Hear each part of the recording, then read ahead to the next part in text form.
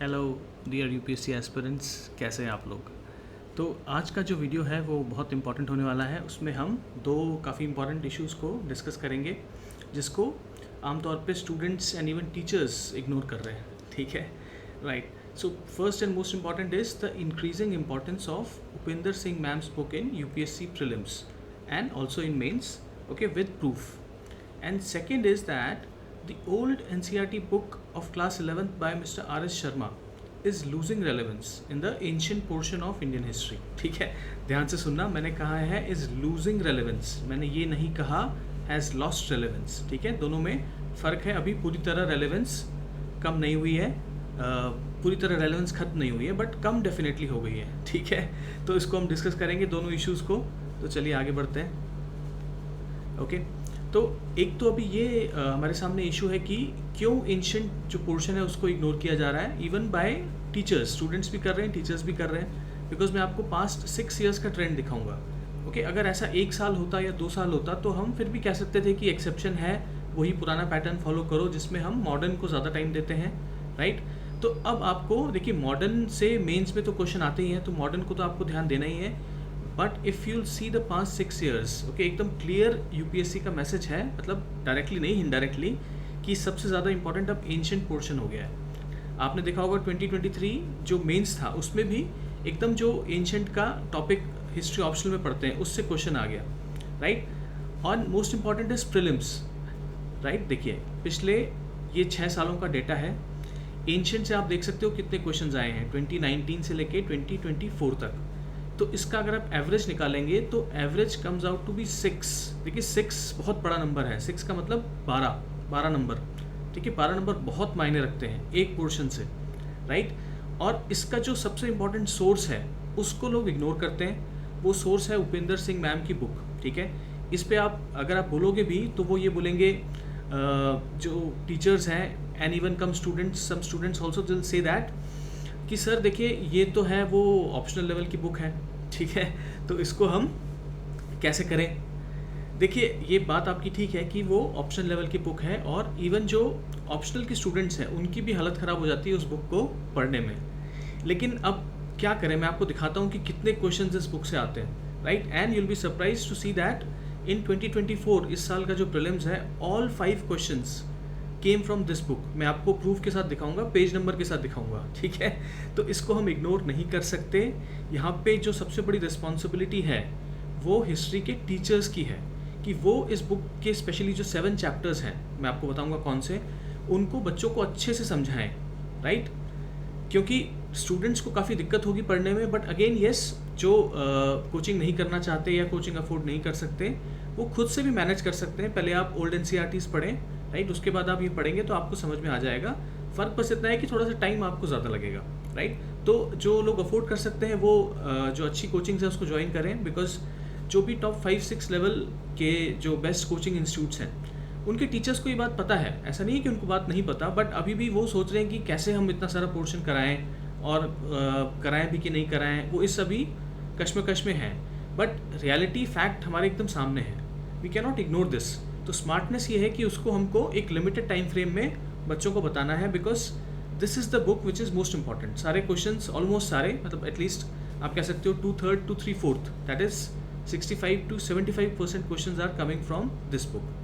तो देखिए इसके कौन से 7 चैप्टर्स आपको पढ़ने हैं, right. Chapter number 1 understanding literary and archaeological sources, उसके बाद chapter number 5 cultural transitions, then chapter number 6 cities, kings and renunciants, then chapter number 7 power and piety, the modern empire, then chapter number 8 interaction and innovation, then chapter number 9 aesthetics and empire, then chapter number 10 emerging regional configurations, right dear students।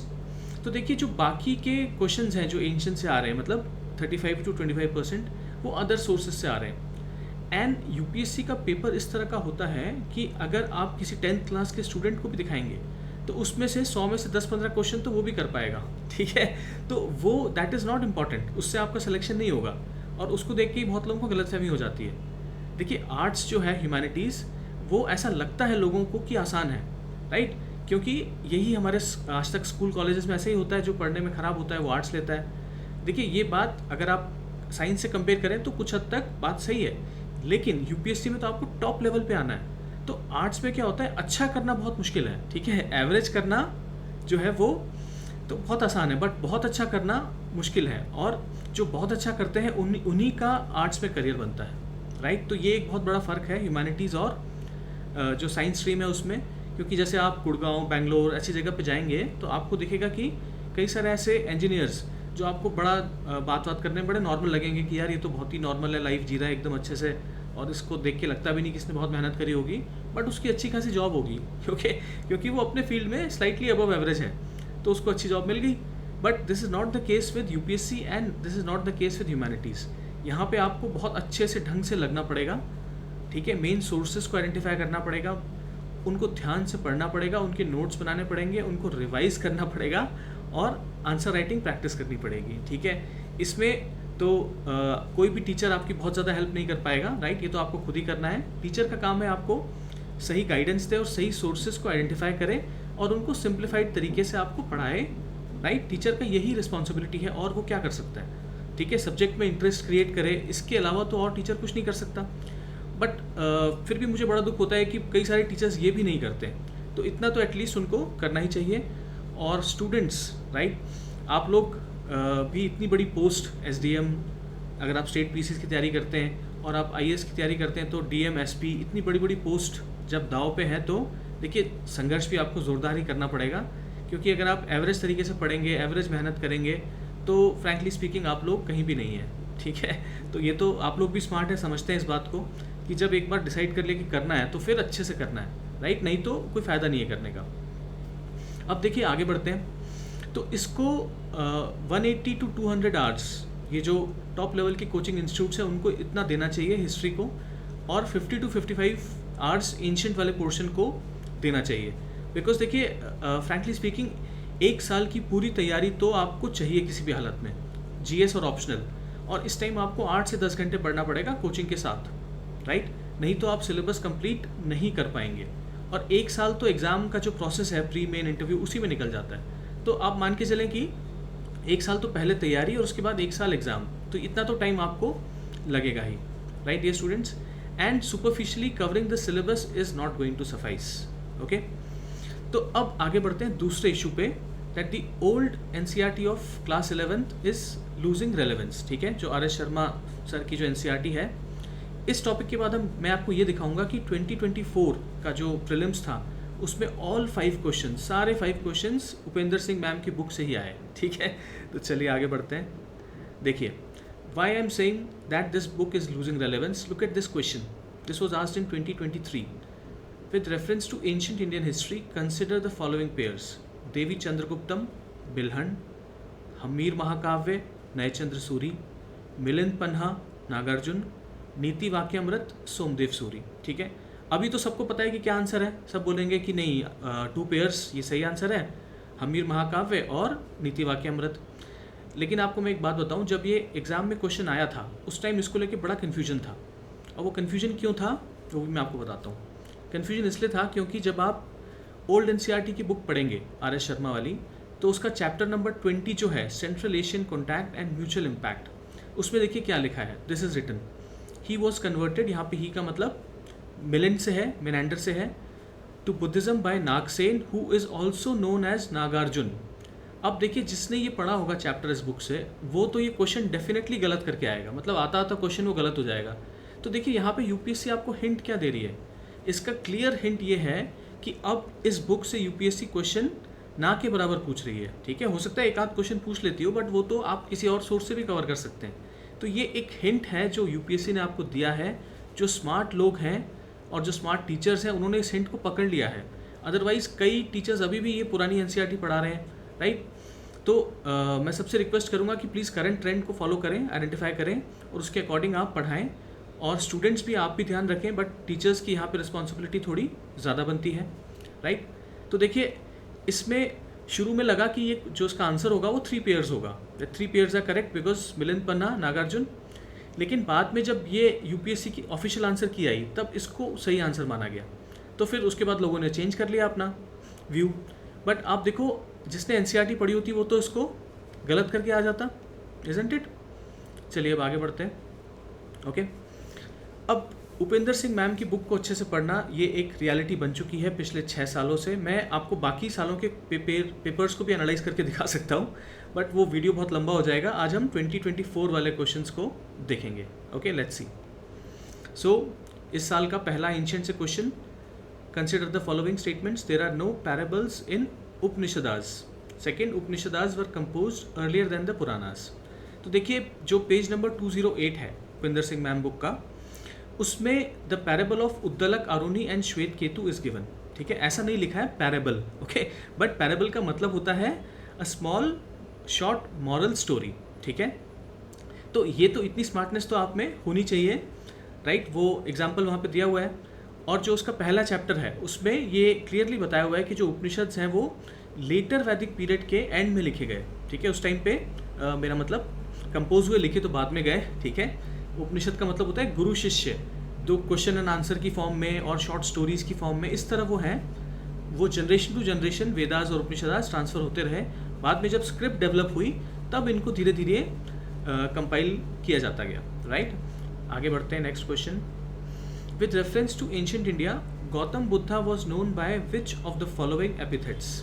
Again this is given in page number 303 of Upendra Singh ma'am's book, right? ये भी question वहाँ से है, आप देखिए, right? Next question देखते हैं। Sanghabhuti, an Indian Buddhist monk who travelled to China at the end of 4th century CE, was the author of a commentary on, right, प्रज्ञा पारमिता सूत्र, विशुद्धि मग, सर्वस्तिवाद विनय एंड ललित विस्तार। देखिए ये क्वेश्चन जो है वो इसको टफ माना जाएगा, बट इसको एलिमिनेशन मेथड से भी किया जा सकता था। जिसने ये बुक का ये पेज नंबर पढ़ा होगा 522, वो तो क्लियरली इसको कर पाएगा, और ये कहीं पे भी किसी भी सोर्स में ये नहीं दिया हुआ। ठीक है, मैंने इतनी बुक्स पढ़ी हैं और मुझे कहीं नहीं मिला। क्लियरली ये इसी बुक से है, और ये पिछले 6 साल का ट्रेंड है डियर स्टूडेंट्स, राइट? लोग सोचते हैं कहाँ से क्वेश्चन आ रहा है पता नहीं चल रहा, यूपीएससी पता नहीं क्या क्या पूछ रही है, बट वो सब क्वेश्चंस वहाँ से होते हैं, बट उसके लिए आपको थोड़ा अच्छे से एफर्ट लगाना पड़ेगा। ठीक है, आगे बढ़ते हैं। Which of the following is a work attributed to the playwright Bhasa? Okay, अब देखिए भास को लेके भी थोड़ा कन्फ्यूजन है, बिकॉज एक भास का एग्जाम्पल मिलता है एंशिएंट पीरियड में, स्पेशली जो अर्ली गुप्ता पीरियड है उसमें, और एक मिलता है 7th 8th सेंचुरी में, जिनका जो फेमस वर्क है वो है स्वप्न वासव दत्ता। तो यूजुअली भास को हम स्वप्न वासव दत्ता के नाम से ही जानते हैं, उसी वर्क से। बट उपेंद्र सिंह मैम की बुक में पेज नंबर 537 में ये क्लियरली दिया हुआ है कि ये जो भास है ये अश्वघोष के बाद और कालिदास के पहले। ठीक है, ये एग्जैक्टली नहीं लिखा, बट ये मैंने इन्फर करके निकाला है। उसमें ये दिया हुआ है कि भास के ये सारे वर्क्स हैं, मध्यम वियोग। ओके, तो ये आपको अगेन और किसी सोर्स में नहीं मिलेगा, ये उपेंद्र सिंह मैम की बुक में ही मिलेगा, राइट? तो चलिए आगे बढ़ते हैं। अब देखिए ये वाला क्वेश्चन, अब ये चंद्रकेतुगढ़ का एक अलग से पेज दिया हुआ है इस बुक में। ठीक है, 2021 में भी ये एक ऑप्शन था। इस बार देखिए ये जिसको ये आता था तो उसको पता है कि चंद्रकेतुगढ़ उड़ीसा में नहीं है, वेस्ट बंगाल में है। ठीक है, तो वो वैसे ही इसको पहले वाले को अलग कर देता, और इनाम गांव तो वैसे ही पता होता है, और ये उपेंद्र सिंह मैम की बुक में भी दिया हुआ है कि ये तो महाराष्ट्र में है, चालकोलिथिक साइट। तो आप इजीली इस क्वेश्चन को कर पाते, अदरवाइज ये एक काफ़ी टफ क्वेश्चन अपीयर होता है, राइट? बट जिसने ये बुक अच्छे से पढ़ी होगी वो ये क्वेश्चन को आराम से कर सकता है, राइट? तो देखा आपने डियर स्टूडेंट्स कि कैसे यूपीएससी का पैटर्न बदलता रहता है, और कैसे आपको अलर्ट और स्मार्ट रहना है और सोर्सेज को आइडेंटिफाई करना है। ठीक है, नहीं तो यूपीएससी की तैयारी बहुत, आपकी मेहनत भी बहुत लगेगी और आपको रिजल्ट भी नहीं मिलेगा। So this you have to do, और इस तरह का ही बाकी पोर्शंस में भी होगा। ठीक है, तो वो जो उसके रेस्पेक्टिव टीचर्स हैं उनको बात पता होगी, तो उनसे मैं रिक्वेस्ट करूँगा कि आप भी इन चीज़ों का ध्यान रखें। स्टूडेंट्स के इंटरेस्ट में ये बहुत ज़रूरी है कि हम सही जगह पे मेहनत करें। ओके, गधा मजदूरी करने से कोई फ़ायदा नहीं होने वाला। ठीक है, तो आप लोगों को काफ़ी इंपॉर्टेंट बात पता चली डियर स्टूडेंट्स। तो आज के वीडियो में इतना ही रखते हैं, फिर हम मिलते हैं नेक्स्ट वीडियो में। Thank you.